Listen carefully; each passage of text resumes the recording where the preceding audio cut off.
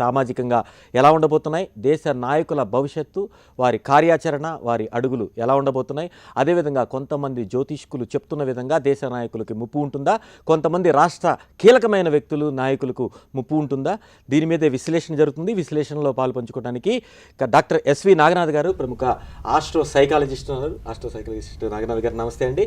అదేవిధంగా ప్రముఖ ఆడిటర్, ఇప్పుడు జరుగుతున్న పెద్ద నోట్ల రద్దు కావచ్చు, బంగారం మీద ప్రభుత్వం విధించిన ఆంక్షలు కావచ్చు, ఎగ్జంప్షన్స్ కావచ్చు, దీని మీద ప్రజలకు ఎలాంటి అవగాహన ఉండాలి, ఎంతవరకు మనకు ఉపయోగపడుతుంది, దీని మీద అవగాహన కల్పించడానికి ప్రముఖ auditor doctor G Vivek Venkataraju గారు ఉన్నారు. డాక్టర్ వివేక్ వెంకటరాజు గారు నమస్తే అండి.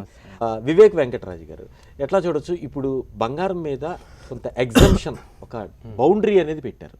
దాని మీద చాలామందికి అనేక అనుమానాలు, సందేహాలు, కొంతమందికి భయాలు. ఈ కొంతమందికి ఉన్న భయాలు చాలామందికి స్ప్రెడ్ అవ్వటము. మీరేం చెప్తారు అసలు దీని మీద? యాక్చువల్లీ గవర్నమెంట్ తీసుకున్న డెసిషన్ ఈ టైంలో చాలా ఇంపార్టెంట్ డెసిషన్ అండి. లైక్ ఉన్న బ్లాక్ మనీ, అన్అకౌంటెడ్ మనీ ఏదైతే ఉందో అది గోల్డ్ మీద ఎక్కువ ఇన్వెస్ట్మెంట్ చేయడం జరుగుతుంది. ఈ అన్అకౌంటెడ్ మనీ ఏదైతే ఉందో గోల్డ్ మీద ఎక్కువ ఇన్వెస్ట్మెంట్ చేయడం జరుగుతుంది. ఆ ఇన్వెస్ట్మెంట్ని ఆపడానికి లేదా కొంచెం భయం ప్రజల్లో ఏర్పడించడానికి ఈ డెసిషన్ అనేది తీసుకోవడం జరిగింది. ఈ డెసిషన్ వల్ల జనరల్ పబ్లిక్కి ఇబ్బంది కలిగించడం అనేది ఏమీ లేదు. ఒకటి వచ్చేసి ఏంటంటే, జనరల్ పబ్లిక్ ఎవరైతే ఇన్కమ్ ట్యాక్స్ రిటర్న్స్ ఫైల్ చేస్తున్నారో, ఎవరి దగ్గర అయితే ప్రాపర్ ఎవిడెన్స్ ఉందో వాళ్ళకి అసలు భయం ఉండాల్సిన అవసరం లేదు. వాళ్ళు గోల్డ్ తీసుకున్న బిల్స్ కానీ లేదా ఇన్హెరిటెన్స్ నుంచి వచ్చిన గోల్డ్కి సంబంధించినవి ప్రాపర్ ఎవిడెన్స్ ఏదైతే ఉందో అది సరిగ్గా మెయింటైన్ చేస్తే అసలు వాళ్ళు ఈ డెసిషన్కి భయపడాల్సిన అవసరమే లేదు.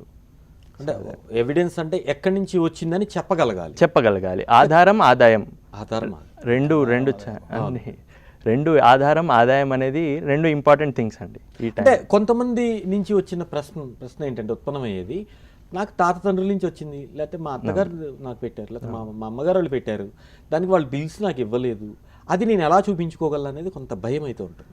అంటే ఇప్పుడు గిఫ్ట్స్ అనేవి మన ఇండియన్ కల్చర్లో చాలా కామన్ అండి. పండుగలకి వాటికి డెఫినెట్గా ఈ గోల్డ్, సిల్వర్ అనేది రెగ్యులర్గా ఇవ్వడం అనేది జరుగుతుంది.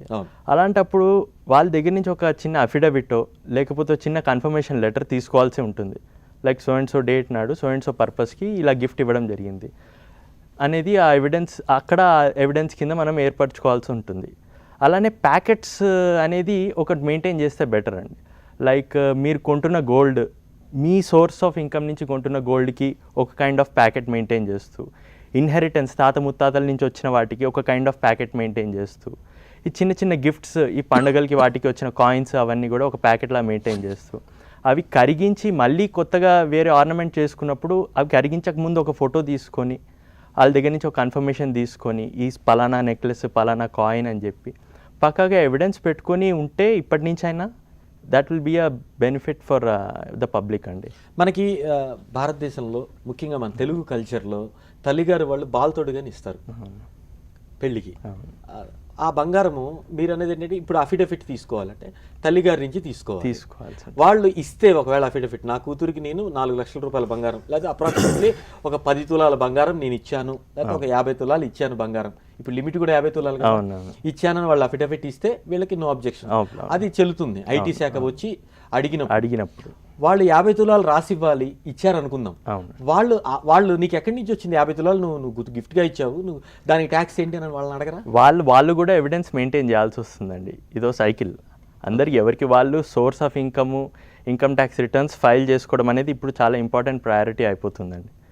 ఏదైతే ఆల్రెడీ ఉన్న గోల్డ్ ఏదైతే ఉందో దానికి సోర్స్ వీళ్ళు తెలుసుకొని దాన్ని మెయింటైన్ చేయాల్సిన అవసరం ఉంది. ఇప్పుడు అది ఎక్కడి నుంచి వచ్చింది, ఎన్నాళ్ళ నుంచి సేవింగ్స్ చేస్తూ ఉన్నారు, ప్రతిదీ అకౌంటెడ్ మనీ కిందకు వస్తుందా రాలేదా అనేది గవర్నమెంట్ ఇప్పుడు ఓకే, తల్లిగారు వాళ్ళు కానీ తోడబుట్టిన అన్నయ్య కానీ అఫిడవిట్ రాయడానికి సిద్ధంగా ఉంటారు.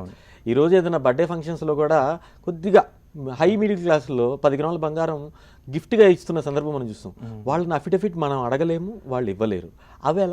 అవి నోట్ డౌన్ చేసుకొని ఆ పర్టికులర్ డేట్ నాడు గిఫ్ట్స్ అనేవి ఎగ్జామ్ట్ అండి. గిఫ్ట్స్ అనేవి ఆ పర్టికులర్ అకేషన్, మ్యారేజ్ అలాంటి అకేషన్స్ అప్పుడు ఇన్కమ్ ట్యాక్స్ యాక్ట్ ఏమంటుంది అంటే, అలాంటి అకేషన్స్ అప్పుడు వచ్చినవి ఏవైతే ఉంటాయో అవి టోటల్ ఎగ్జామ్షన్. ఆ అకేషన్లో 20 గ్రాములు వస్తాయి, ఏంటి పరిస్థితి? అవి తీసుకొని పెట్టుకోవాల్సే ఉంటుంది. ఆ అకేషన్కి డెఫినెట్గా ఈ అకేషన్కి ఇది రిసీవ్ అయ్యాయి పర్టికులర్ పర్సన్ నుంచి వాళ్ళ పేరు, ఆ కైండ్ ఆఫ్ ఆర్నమెంట్ లేకపోతే ఆ కైండ్ ఆఫ్ కాయిన్ కానీ రాసుకొని పెట్టుకుంటే వాళ్ళు కావాలంటే క్రాస్ వెరిఫై చేస్తారు. బట్ అలాంటప్పుడు రాసి పెట్టుకున్నాం కాబట్టి డెఫినెట్గా దాని అడ్వాంటేజ్ దానికి అథెంటిక్ ఏం చూపించక్కర్లేదా? అవసరం ఏమి ఉండదండి. అంటే మీరు చెప్పేది ఓవరాల్గా ఎటువంటి భయాందోళన చెందక్కర్లేదు.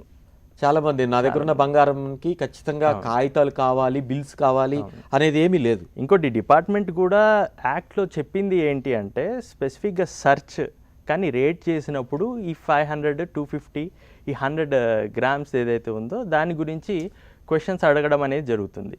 డిపార్ట్మెంట్ కూడా జనరల్ పబ్లిక్కి దగ్గరికి వచ్చి ప్రతి ఒక్కటి వెరిఫై చేసే అంత time, at the same time అంత ఫోకస్ ఉండదండి.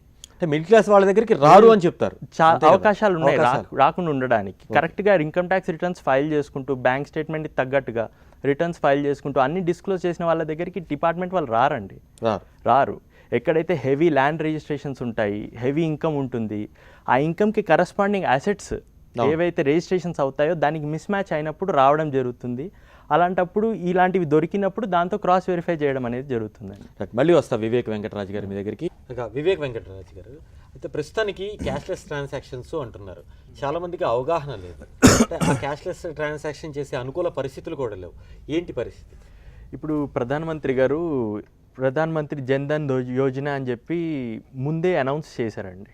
బ్యాంక్ అకౌంట్స్ ఓపెన్ చేయించారు, ఏటీఎం కార్డ్స్ అనేది ఇప్పించడం జరిగింది. దానివల్ల ఆల్రెడీ ప్లాస్టిక్ మనీకి కొద్ది గొప్ప అలవాటై ఉన్నారు జనాలు.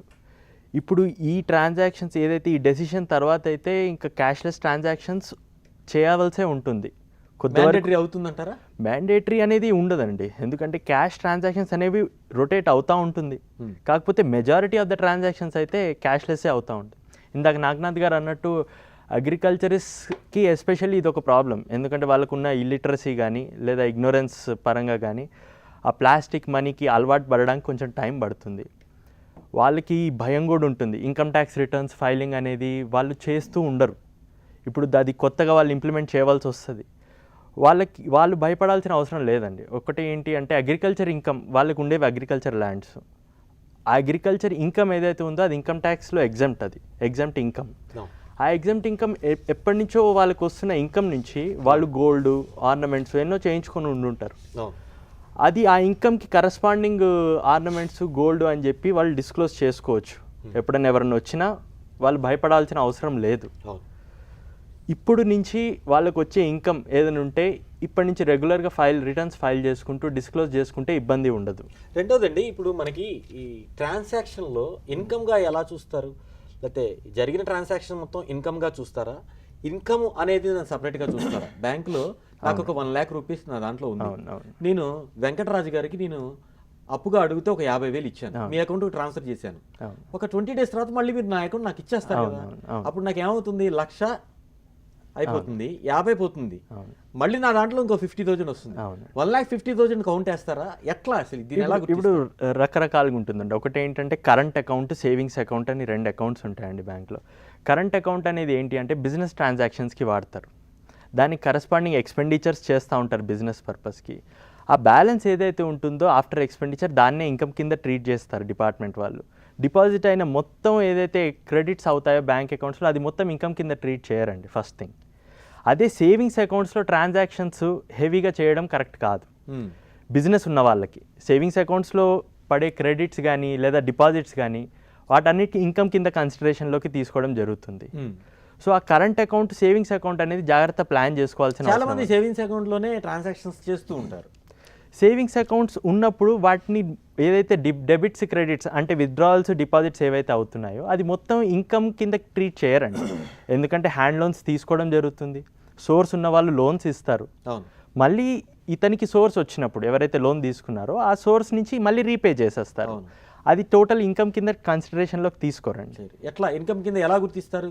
ఇది ఇన్కమ్ కాదు, ఇది ఓన్లీ ట్రాన్సాక్షన్ అని ఎలా? ఏదైతే ఎగ్జాక్ట్ అమౌంట్ ఎవరైతే మీకు లోన్ ఇచ్చున్నారు లేదా మీరు ఇచ్చున్నారు మళ్ళీ అది సేమ్ అమౌంట్ మనకి బ్యాంక్లో పడినప్పుడు అది లోన్ కిందనే ట్రీట్. సేమ్ అమౌంట్ కాదు, నేను మీకు 50,000 ఇచ్చాను, మీరు ఒక్కసారిగా ఇవ్వరు, 3 సార్లుగా ఇస్తారు. అలాంటప్పుడు కన్ఫర్మేషన్స్ తీసుకోవాలండి, confirmation letters from party. Transactions కి కన్ఫర్మేషన్ తీసుకోవడం ఫర్ ద ఇయర్, ఆ టోటల్ ఇయర్కి సంబంధించింది ఈ పలానా డేట్ రోజు పలానా అమౌంట్ నేను ట్రాన్స్ఫర్ చేస్తున్నాను, మళ్ళీ దానికి కరస్పాండింగ్ అమౌంట్ మనకి మళ్ళీ రిటర్న్ చేయడం జరిగింది అనేది అదొక టేబుల్ వేసుకోవాల్సి ఉంటుంది ఫర్ ద ఇయర్.